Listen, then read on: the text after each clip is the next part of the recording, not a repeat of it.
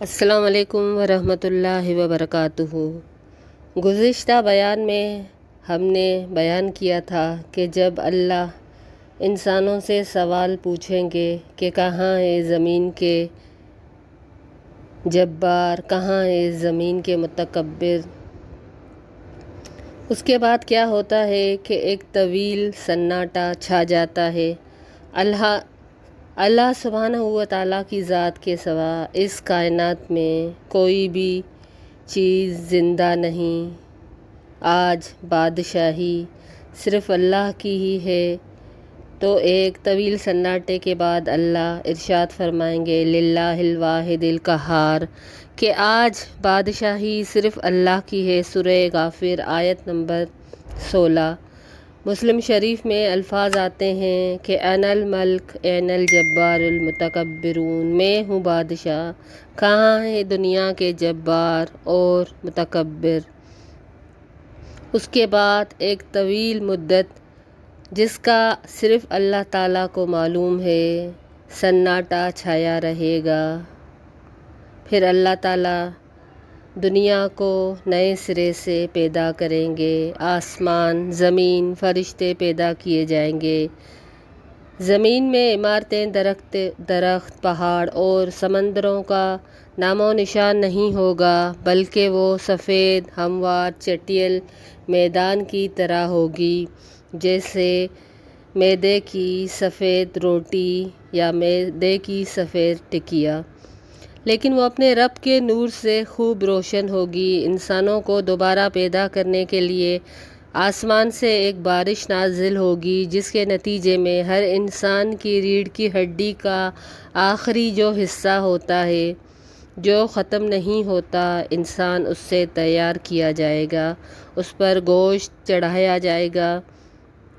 اس کے بعد جناب اسرافیل علیہ السلام دوسری مرتبہ سور پھونکیں گے، جن کا ان کو حکم دیا جائے گا، اور پہلا سور جو انہوں نے قیامت کے لیے پھونکا، اس کو نفخ اول اور اس کو نفخ دوم کہا جاتا ہے۔ تمام انسان ننگے بدن، ننگے پاؤں، بے ختنہ کھڑے ہوں گے۔ جس طرح ماں کے پیٹ سے پیدا ہوئے تھے، اس طرح اللہ کا یہ فرمان بھی پورا ہو جائے گا کہ وَلَقَدْ جِئْتُمُونَا فُرَادَىٰ كَمَا خَلَقْنَاكُمْ أَوَّلَ مَرَّةٍ، کہ تم لوگ فرداً فرداً ہمارے پاس حاضر ہو کے جس طرح پہلی مرتبہ تمہیں پیدا کیا تھا، ایسے ہی حاضر کیے جاؤ گے۔ سورہ انعام آیت نمبر 94۔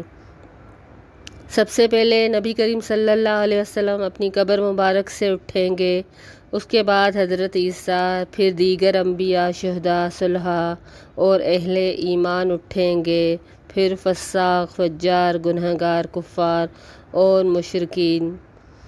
قبروں سے کافر اور مشرک، فاسق اور فاجر لوگ اپنے اپنے اعمال کے مطابق اٹھیں گے۔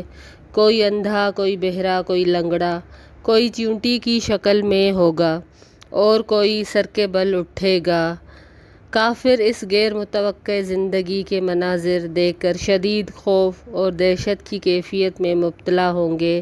آنکھیں پتھرائی ہوں گی، دل کانپ رہے ہوں گے، کلیجے منہ کو آئے ہوں گے، کوئی غمگسار نہ ہوگا اور کوئی کسی طرف دیکھنے یا دھیان کرنے والا بھی نہ ہوگا۔ اہل ایمان بھی اپنے ایمان اور اعمال کے مطابق قبروں سے اٹھیں گے۔ شہید اپنی شہادت کے تازہ بہتے ہوئے خون کے ساتھ اٹھے گا۔ حالت احرام میں فوت ہونے والا لبیک لبیک کہہ کے اٹھے گا۔ اہل ایمان کے لیے دوبارہ کی زندگی خلاف توقع نہ تھی، اس لیے ان پر کوئی خوف، کوئی دہشت نہیں ہوگی، کیونکہ وہ تو اس زندگی کے بارے میں جانتے تھے اور ایمان کے مطابق زندگی گزارتے تھے۔ قبروں سے اٹھتے ہی ہر انسان پر 2 فرشتے مقرر کر دیے جائیں گے، جو اسے میدان حشر میں پہنچا دیں۔ اور یاد رہے یہ ملک شام کا علاقہ ہوگا، جس میں میدان برپا کیے جائے گا اور سب کوئی ادھر ہی جائے گا، چاہے درندوں نے اس کو چیر پھاڑ دیا گیا ہو، کوئی کسی بھی دنیا کی زمین کی تہوں میں ہو، سمندروں میں ہو یا ریزہ ریزہ کر کے اس کو ہضم کر دیا گیا ہو یا بموں کی وجہ سے اس کو پگھلا دیا گیا ہو، لیکن اس کو دوبارہ سے پیدا کرنا یہ اللہ کا کام ہے۔ کفار اپنی قبروں سے اندھے اٹھیں گے، ٹھوکریں کھاتے کھاتے پڑتے گرتے وہاں پہنچیں گے۔ جو لوگ چیونٹیوں کی شکل میں تھے وہ لوگوں کے پاؤں تلے روندے کچلے جائیں گے، اور جو لوگ سر کے بل اٹھیں گے وہ انتہائی ذلت اور رسوائی کے ساتھ یہ سفر طے کریں گے۔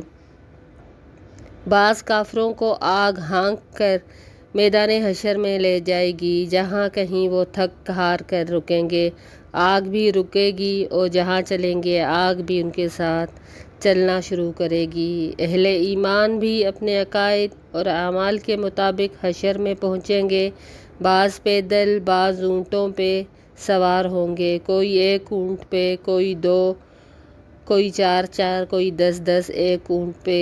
ساری مخلوق چپ چاپ دم سادھے ایک ہی سمت رواں دواں ہوگی۔ آج کسی کو اونچی سانس لینے کی مجال نہیں، آج سب کی زندگی کا حساب ہوگا، آج سب کی زندگی کا نتیجہ نکلے گا۔ کسی شاگرد سے پوچھا جائے کہ جس دن اس کے ایگزام کا نتیجہ نکلنے والا ہوتا ہے اس کا حال کیا ہوتا ہے؟ کوئی چیز اس کو اچھی نہیں لگتی، وہ بھی اسی طرح گمسم ہوتا ہے، معلوم نہیں ہوتا اس کو کہ آج اس کے ساتھ کیا ہوگا، لوگوں میں ذلت ہوگی یا خوشی سے اترائے گا۔ یہ تو زندگی کا چھوٹا امتحان، کہاں آخرت کی جہنم ہمیشہ کی اور کہاں جنت ہمیشہ کی۔ میدان حشر میں پہنچ کے اعلان کر دیا جائے گا، وَامْتَازُوا الْيَوْمَ أَيُّهَا الْمُجْرِمُونَ۔ ہر کوئی الگ الگ گروہ میں ہو جائے۔ تو اب کیا ہوگا؟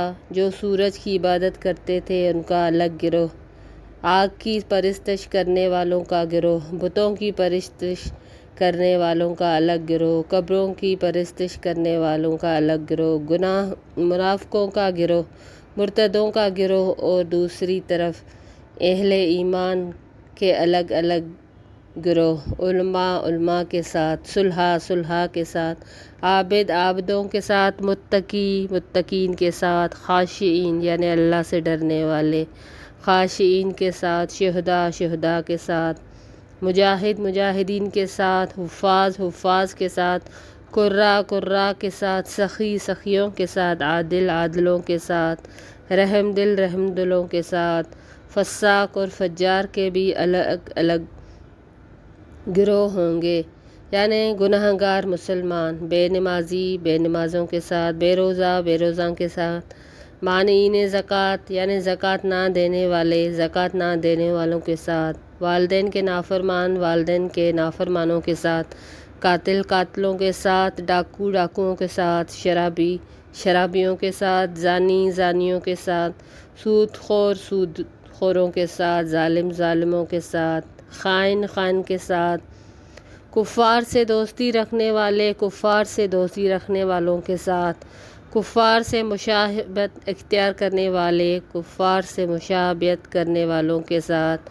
لوگ میدان حشر میں ننگے پاؤں ننگے بدن ہوں گے، سورج 1 میل کے فاصلے سے آگ برسا رہا ہوگا، زمین دہک رہی ہوگی، جسم سورج کی آگ میں جل رہے ہوں گے، زمین پر پاؤں رکھنے مشکل ہوں گے، دور دور تک سایہ نظر نہ آئے گا، لوگ اپنے اپنے اعمال کے مطابق پسینوں میں ڈوبے ہوئے ہوں گے۔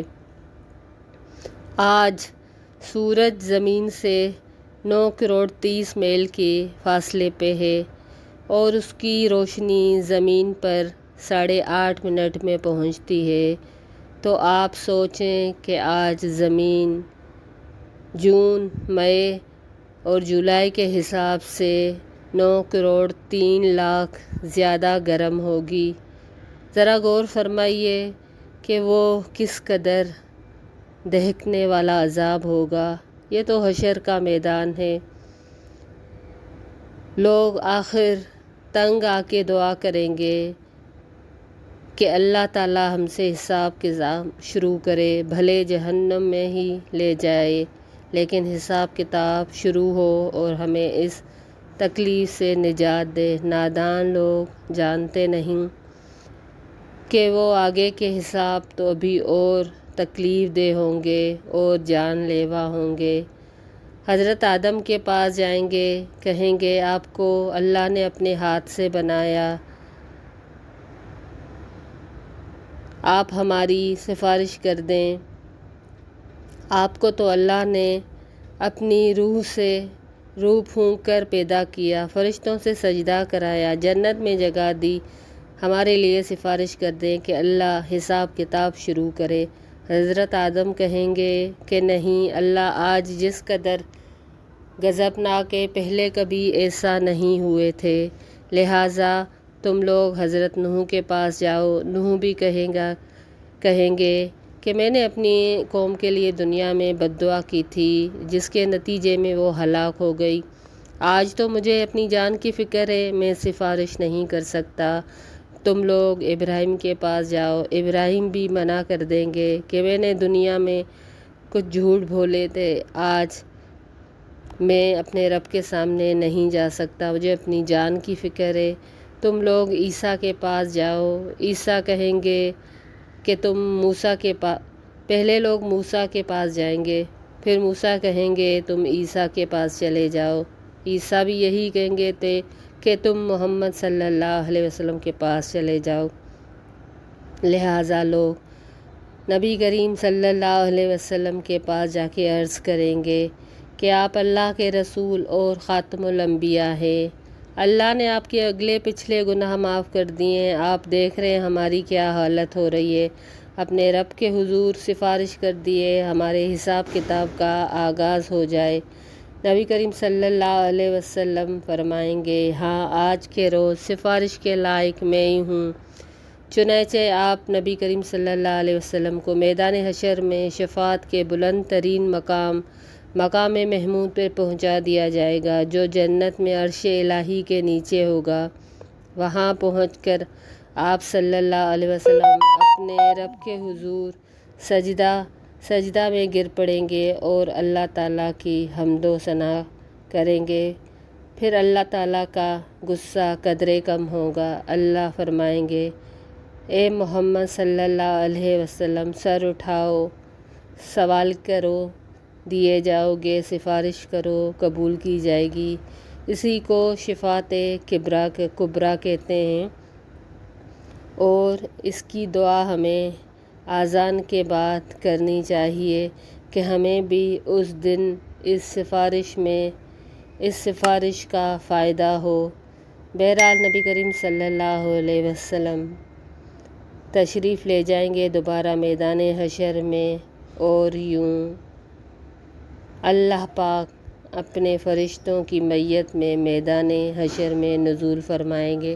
انشاءاللہ آگے کا بیان دوسرے درس میں کیا جائے گا۔ السلام علیکم۔